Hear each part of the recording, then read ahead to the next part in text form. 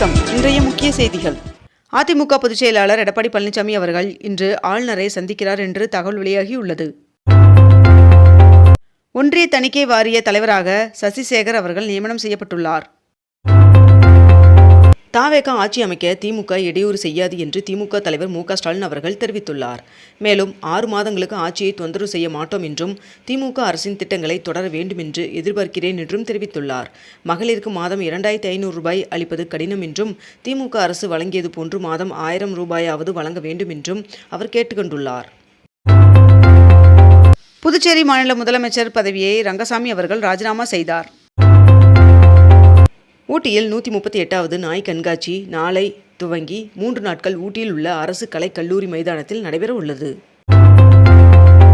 தமிழகம் முழுவதும் உள்ள 181 அரசு கலை அறிவியல் கல்லூரியில் சேர இன்று முதல் மாணவர்கள் ஆன்லைனில் விண்ணப்பிக்கலாம் என்று தெரிவிக்கப்பட்டுள்ளது.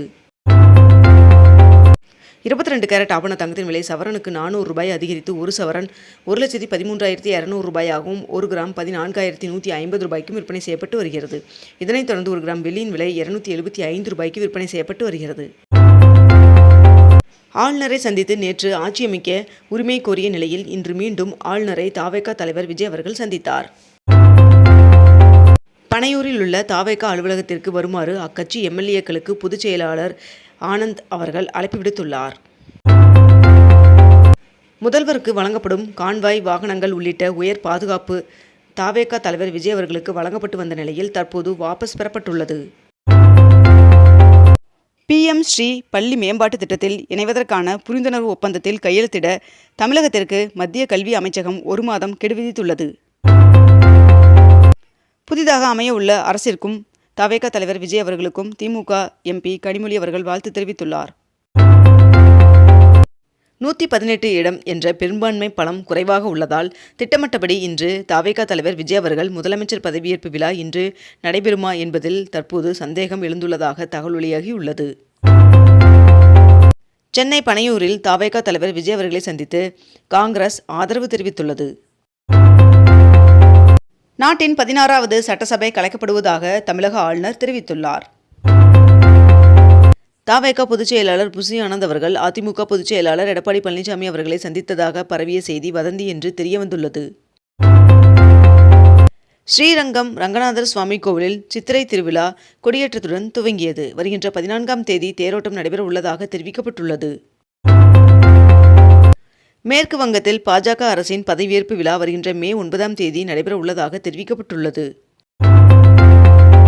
தமிழ்நாட்டில் அடுத்த 7 நாட்களுக்கு கனமழை பெய்ய வாய்ப்புள்ளதாக வானிலை மையம் தகவல் தெரிவித்துள்ளது.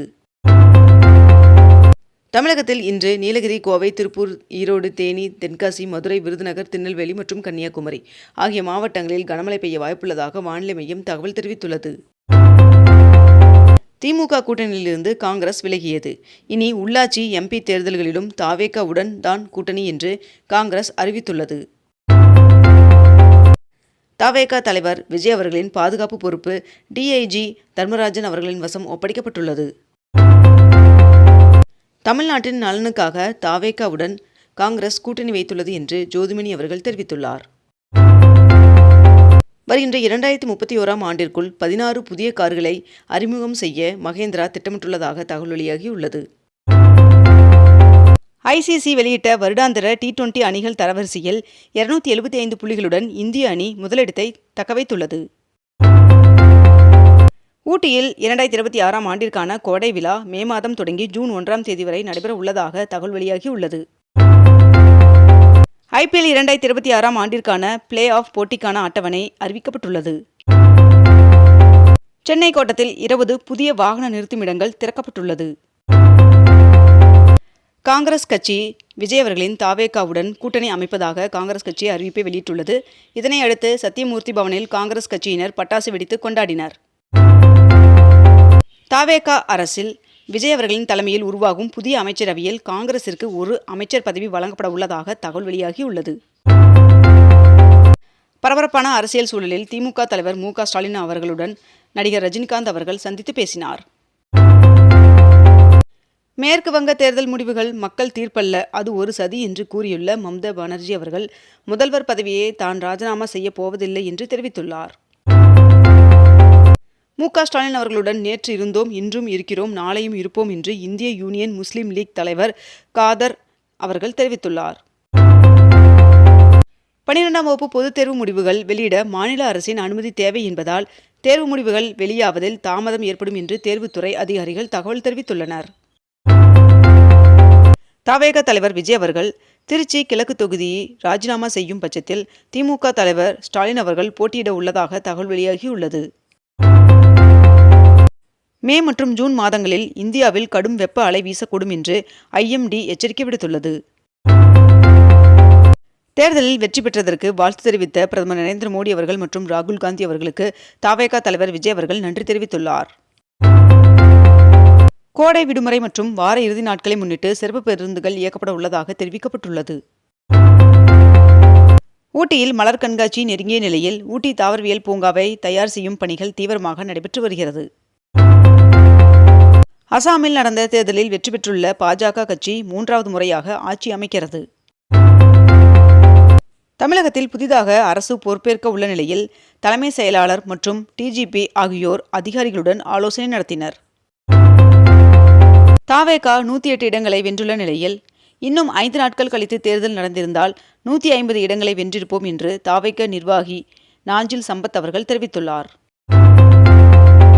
உச்சநீதிமன்ற நீதிபதிகளின் எண்ணிக்கையை 38ஆக உயர்த்தும் பரிந்துரைக்கு ஒன்றிய அரசு ஒப்புதல் வழங்கியுள்ளது. தமிழக வெற்றிக் கழகத்தின் சட்டமன்ற குழு தலைவராக கட்சியின் தலைவர் விஜய் அவர்கள் ஒருமனதாக தேர்வு செய்யப்பட்டுள்ளார். தேர்தலில் வெற்றி பெற்ற அனைவரும் சென்னைக்கு வர வேண்டும் என்று அதிமுக கட்சியின் பொதுச் செயலாளர் எடப்பாடி பழனிசாமி அவர்கள் அழைப்பு விடுத்துள்ளார். மதச்சார்பற்ற வெற்றி கூட்டணி சார்பாக போட்டியிட்டு வெற்றி பெற்ற அனைத்து வேட்பாளர்களுக்கும் தேசிய முற்போக்கு திராவிட கழகத்தின் சார்பாக மனமார்ந்த வாழ்த்துக்களை தெரிவித்துக் கொள்கிறேன் என்று பிரேமலதா விஜயகாந்த் அவர்கள் தெரிவித்துள்ளார். தம்பி விஜய் அவர்களின் தலைமையிலான தமிழக வெற்றிக் கழகத்தின் புதிய அரசிற்கு என்னுடைய மனமார்ந்த வாழ்த்துக்கள் என்று சீமான் அவர்கள் தெரிவித்துள்ளார். மேற்கு வங்க மாநில சட்டமன்ற தேர்தலில் பாஜக 207 இடங்களை வென்றுள்ளது. இந்நிலையில் மேற்கு வங்க முதல்வர் தேர்வுக்கான மத்திய பார்வையாளராக மத்திய உள்துறை அமைச்சர் அமித்ஷா அவர்கள் நியமிக்கப்பட்டுள்ளார். 108 தொகுதிகளில் வெற்றி பெற்று தனிப்பெரும் கட்சியாக உருவெடுத்துள்ள தமிழக வெற்றிக் கழகத்தின் தலைவர் விஜய் அவர்கள் ஆட்சி அமைக்க அழைப்பு விடுக்குமாறு ஆளுநருக்கு கடிதம் எழுதினார். எரிசக்தி விநியோகத்தில் ஏற்பட்டுள்ள உலகளாவிய இடையூறுகளுக்கு மத்தியில் கடந்த ஏப்ரல் மாதத்தில் இந்தியாவில் LPG தேவை 16% சரிந்துள்ளதாக தகவல் வெளியாகியுள்ளது. இத்துடன் இன்றைய தலைப்புச் செய்திகள் நிறைவடைகின்றன. மேலும் இதுபோன்ற அண்மை தகவல்களை உடனுக்குடன் தெரிந்து கொள்ள அக்னிபூ சேனலை சப்ஸ்கிரைப் செய்து கொண்டு தொடர்ந்து இணைந்திருங்கள். நன்றி, வணக்கம்.